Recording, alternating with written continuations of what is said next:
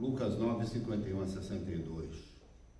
A mensagem de Jesus para nós nesta noite, ela tem quatro chamados.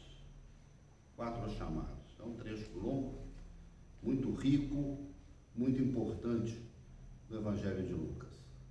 E esses chamados são um chamado à tolerância, um chamado ao desapego, o chamado à vida e o chamado ao futuro. 4 chamados, conforme iremos acompanhar na reflexão sobre esse texto. Ele marca um novo momento, uma virada no ministério de Jesus, que ele começa a encerrar o seu ministério na Galileia, onde ele viveu a sua vida, onde passou a vida, onde ele chamou os seus discípulos, onde ele pregou nas diversas cidades e se encaminha então em direção a Jerusalém. Não apenas para uma peregrinação, não apenas para uma viagem de ida e volta, mas para enfrentar a sua paixão, a sua morte e a sua gloriosa ressurreição. Concluir a sua missão. Então, viajar para Jerusalém era um costume das pessoas da Galileia, especialmente os judeus. Eles tinham que ir 3 vezes, pelo menos, ao ano, a Jerusalém para as grandes festas dos judeus, né? A festa da Páscoa, a festa dos tabernáculos, a festa das semanas, não é? Então era uma obrigação dos judeus da Galileia comparecer a Jerusalém. E Jesus normalmente cumpria essas obrigações. O Evangelho de João relata várias idas de Jesus a Jerusalém.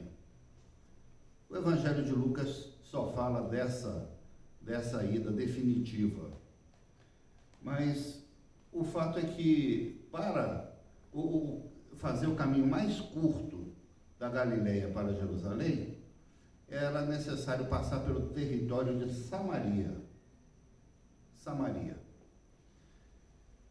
que era uma região habitada por uma população de religião semelhante à religião judaica, mas que tinha também contribuições de outros cultos, porque é uma população mista. Eles não eram considerados, digamos assim, judeus puro sangue, não é? Isso se refletia também na sua cultura, na sua religião. Por conta disso, aconteciam lutas terríveis e era um território de conflito, onde muitas vezes os judeus não eram bem-vindos, especialmente aqueles que estavam a caminho de Jerusalém. E foi o caso de Jesus. Quando os discípulos foram ver um lugar para eles dormirem, vamos lembrar que era uma verdadeira caravana, era pelo menos Jesus e mais 12 homens, não é? Então, não era tão fácil arrumar uma hospedagem para esse grupo todo. Então, quando alguns discípulos foram para, digamos assim, reservar o hotel, né?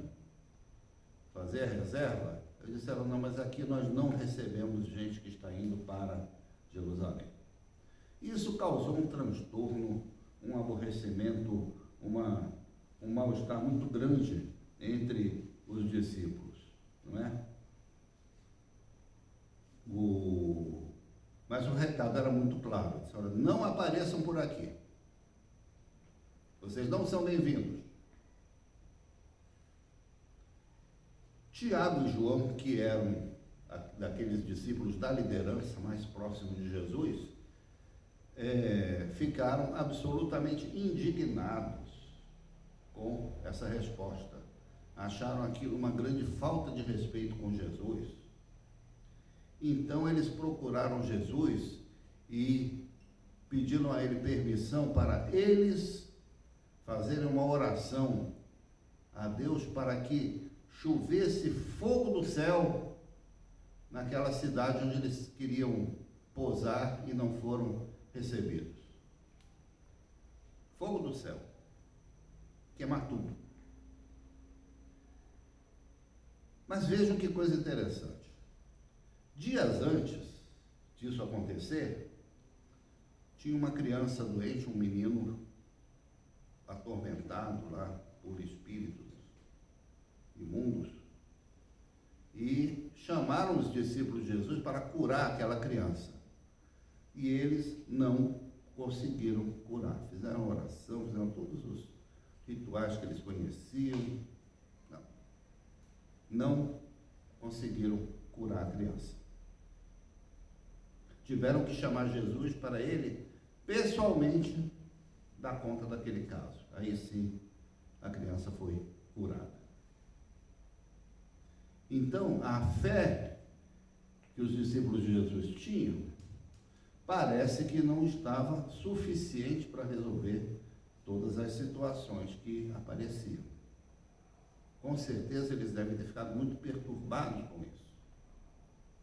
Perguntaram para Jesus, mas o que aconteceu? Onde foi que a gente errou? Não é? Acontece isso nas nossas vidas, né? A gente ora por uma coisa, ela não se realiza. E a gente olha para Deus assim, Senhor, o que aconteceu? Por que a minha oração não foi ouvida? Onde foi que eu pequei?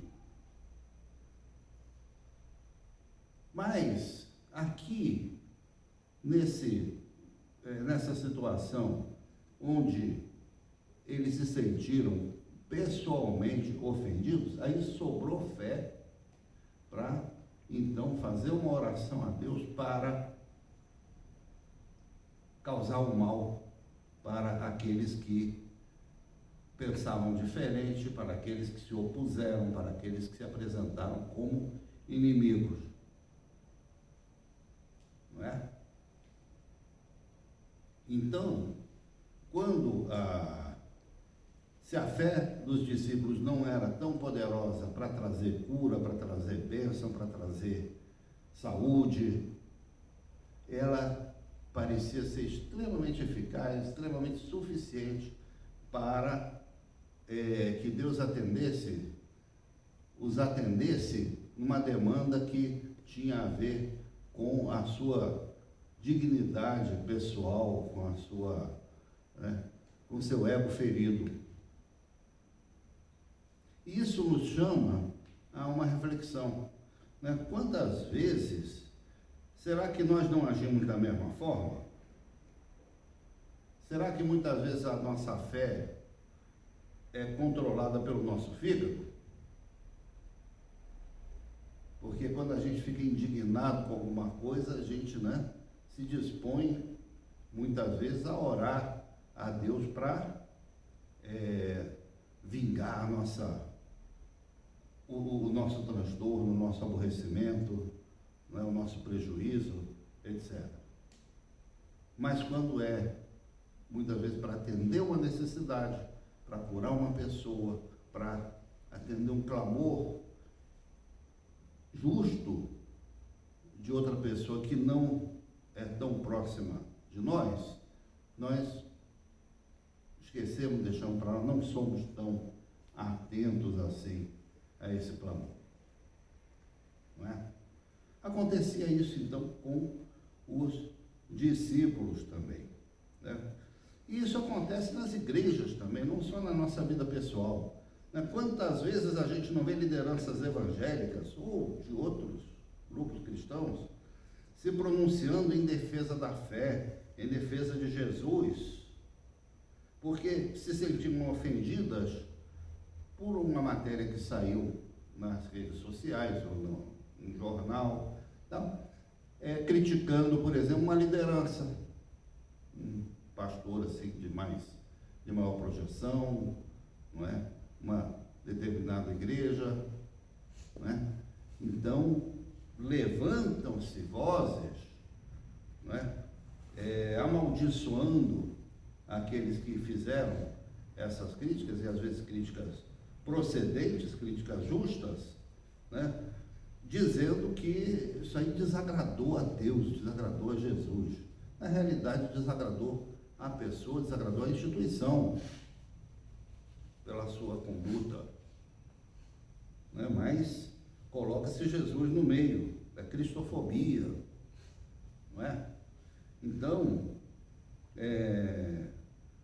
e a partir daí se desenvolve uma atitude de intolerância mesmo, intolerância, né? Como foi que Jesus reagiu a essa situação? Nós sabemos como os discípulos se comportaram, mas como Jesus reagiu? Jesus reprovou a atitude daqueles discípulos. Ele absolutamente não se sentiu ofendido, ultrajado, afetado, desrespeitado talvez, né? Ou talvez até tenha, mas isso não deixou nenhuma sequela no seu coração. Prova disso é que, se nós lermos o Evangelho de Lucas, um pouquinho mais adiante, ele conta para os fariseus uma parábola. E que parábola é essa? A parábola do bom samaritano. Não é? Se ele estivesse tão indignado quanto os seus discípulos, ele nem ia abrir a boca para falar o nome de samaritano, nunca mais na vida dele. E, no entanto, os samaritanos, para ele, foram modelo de conduta de acordo com o Evangelho, com a sua pregação, com a palavra de Deus. Não é? Então a gente vê que ele ficou totalmente isento dessa atitude vingativa e dos seus discípulos. Por isso nós dizemos que esse é o primeiro chamado desse trecho que nós estamos refletindo aqui. Um chamado à tolerância. Os samaritanos não querem que eu passe na terra deles, não tem problema, a gente dá a volta.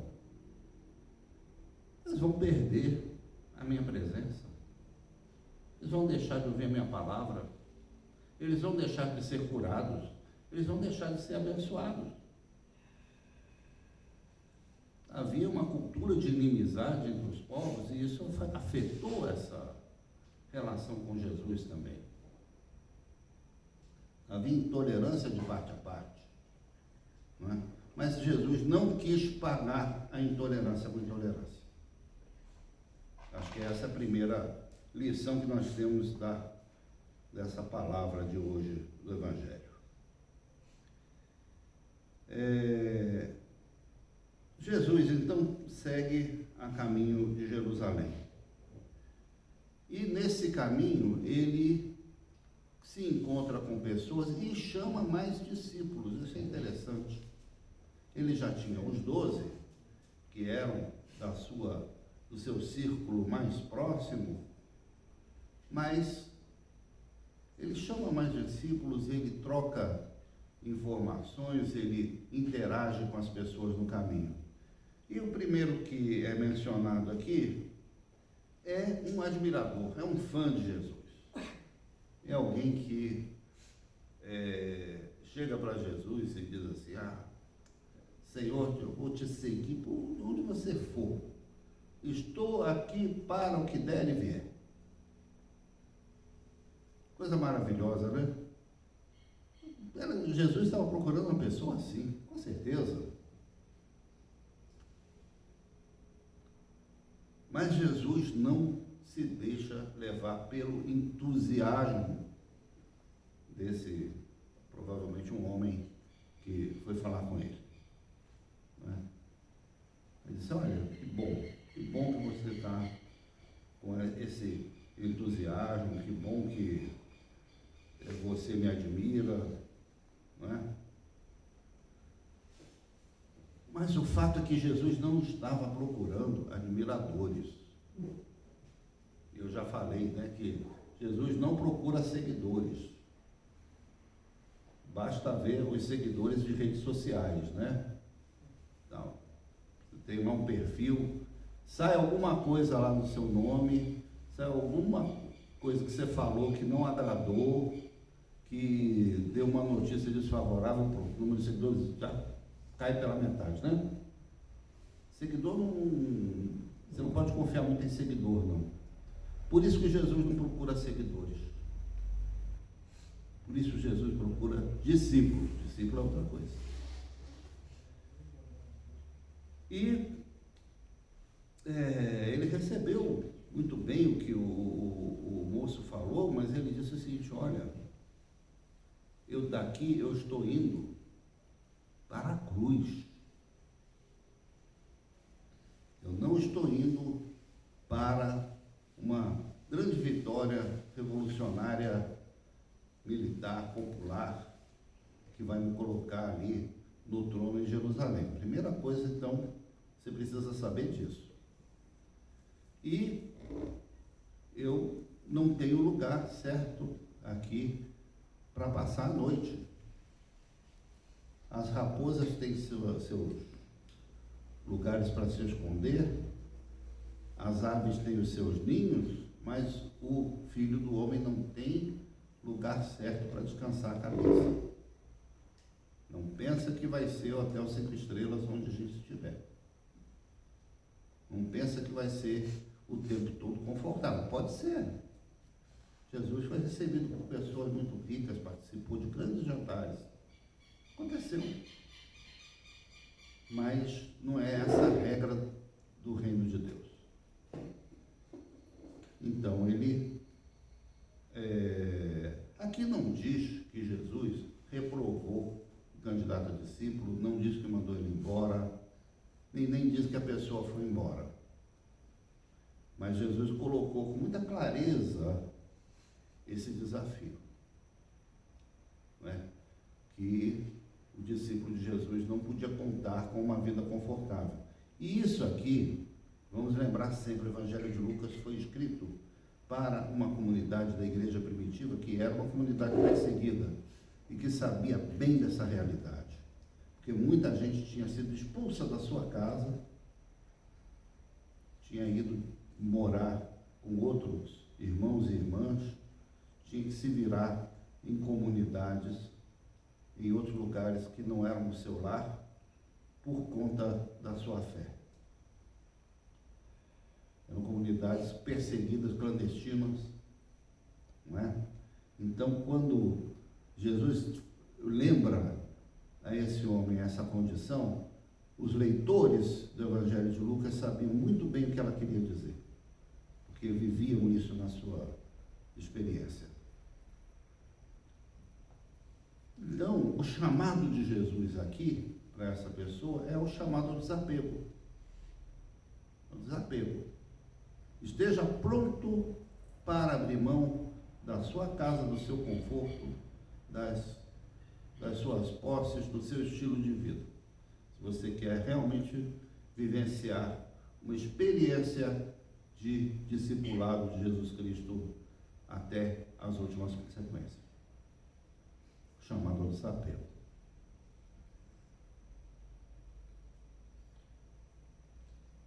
A seguir, vamos nos defrontar com duas situações que eu considero bastante incômodas. A Bíblia tem diversas situações que são desconfortáveis, difíceis de explicar, que faziam sentido numa cultura de 3.000 anos atrás, vamos lembrar disso. Abraão viveu mais ou menos isso, né? Mais de 3.000 anos atrás. De lá para cá muita coisa mudou, não é? Aliás, de 10 anos para cá muita coisa mudou.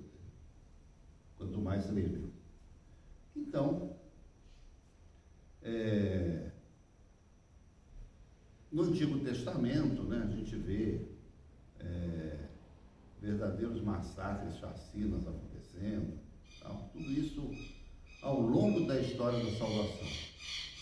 Mas, no Novo Testamento, a gente vê algumas situações também que não são tão fáceis da gente compreender, né?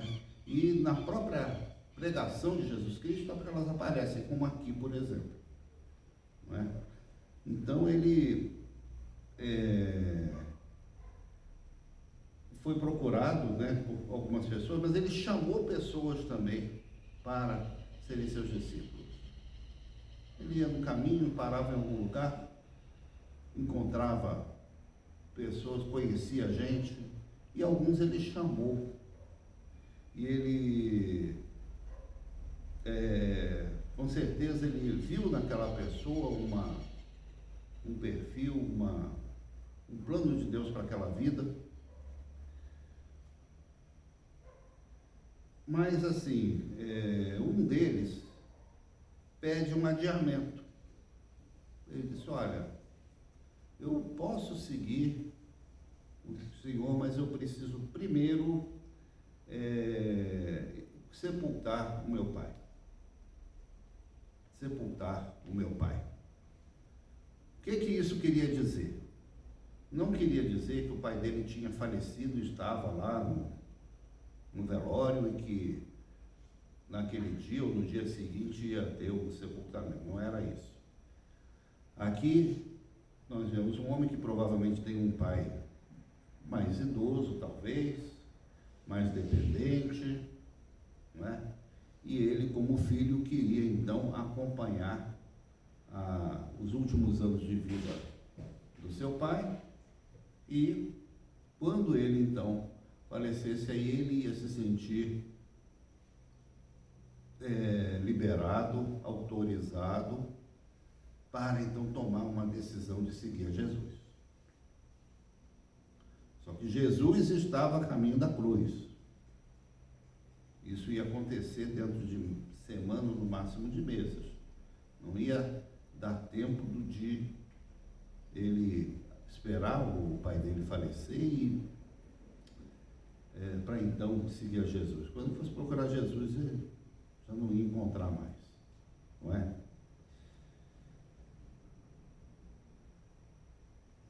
Isso me lembra, assim, muitas pessoas que tomam determinadas decisões na vida somente com o falecimento da mãe, ou do pai, ou dos pais, né? Já vi vários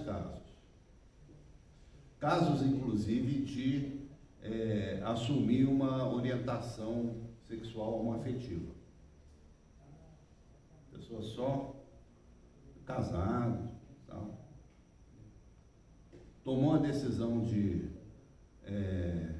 assumir a sua orientação depois que a mãe faleceu, né? Outras pessoas mudam de profissão, outras pessoas mudam de cidade, não é? E por quê? Para não criar uma situação de frustração ou de desgosto para os seus pais. Então vão levando a vida até onde aguentam e naquele momento então que resolvem então tomar uma decisão na sua vida, não é? Então a mesma coisa era o perfil desse homem aqui, quando ele fala com Jesus, né? Esse cuidado com os mais velhos, inclusive, ele era muito valorizado na religião de Israel, né? Era considerado de bom comportamento, de bom tom, a pessoa dar assistência aos seus pais e tudo. Mas Jesus, ele é exigente. Ele é exigente. E ele diz que essas circunstâncias, essa conveniência não pode ser pretexto para a pessoa deixar de seguir a Jesus. Mais uma vez lembrando, Lucas está escrevendo para uma comunidade perseguida, uma comunidade clandestina, e a decisão de seguir a Jesus ali era uma decisão considerada bastante radical. Era uma decisão que tinha custos para a vida da pessoa. Então, nós vemos aqui um desafio de Jesus àquelas pessoas que tinham aceito esse desafio, que não se importavam o que pensariam os seus pais, a sua família com relação a isso, que tinham tomado uma decisão radical de seguir a Jesus. A última pessoa mencionada nesse trecho aqui é também uma pessoa muito ligada à família. Muito ligada à família. E ele, então, só lembrando que esse último chamado de Jesus foi um chamado à vida. A pessoa estava esperando uma morte acontecer para resolver sua vida. O chamado de Jesus para essa pessoa era um chamado a que ela resolvesse a sua vida enquanto a vida estivesse na sua família, nos seus pais, e não esperar uma morte acontecer para seguir a Jesus, não é? Mas nós temos mais uma pessoa, um homem chamado por Jesus. Ele também pede para adiar essa decisão porque ele quer se despedir da sua família. Eu não sei aqui exatamente qual o ritual, qual a atitude envolvida nessa despedida da família. O fato é que os discípulos de Jesus, todos eles tinham passado por essa situação. Todos eles tinham deixado a família para trás, alguns eram casados inclusive, para seguir a Jesus. Não estavam mais no convívio dos seus lares. E esse homem foi também desafiado a isso, né? Claro que a família é muito importante. É da nossa cultura, inclusive, não é? Valorizar a família. Há igrejas que tem até na placa da igreja lá. Igreja tal, a igreja da família, não é? Isso é muito por aí. A instituição da família se tornou uma coisa quase que simbiótica, né? De igreja. Havia antigamente, inclusive, igrejas com os bancos de madeira com plaquinha da família no banco. Isso no mundo europeu, nas igrejas europeias, acontecia isso. Tinha um banco da família ali. Quer dizer, só sentava que era daquela família. Provavelmente ela tinha sido a doadora daquele banco, né? Então, para vocês verem como que essa ligação entre igreja e família, né? Instituições, que são instituições normalmente conservadoras, né? Ela cresceu ao longo dos séculos com a igreja. E aqui nós vemos Jesus questionando essa dependência, essa primazia da própria família do candidato. Ele estava chamando aquele rapaz. A família representa também ancestralidade, tradição, né? E a igreja acaba entrando nesse mesmo discurso, né? Igreja também é tradição. Igreja, nós quando a gente diz que muitas vezes de uma determinada denominação, de uma determinada igreja, muitas vezes a gente afirma, minha família tem mais de 100 anos, que é presbiteriana, ou que é da Assembleia, ou que é batista, etc., né? É um apelo à tradição, é um resgate do passado. E aquele homem, com certeza, ele devia ter uma família também de uma certa projeção, né? De um certo peso, um sobrenome. E aí Jesus, então, olha para aquele rapaz e diz, olha, quem trabalha com o arado olhando para trás, como aquele rapaz ali, não é apto para o reino de Deus.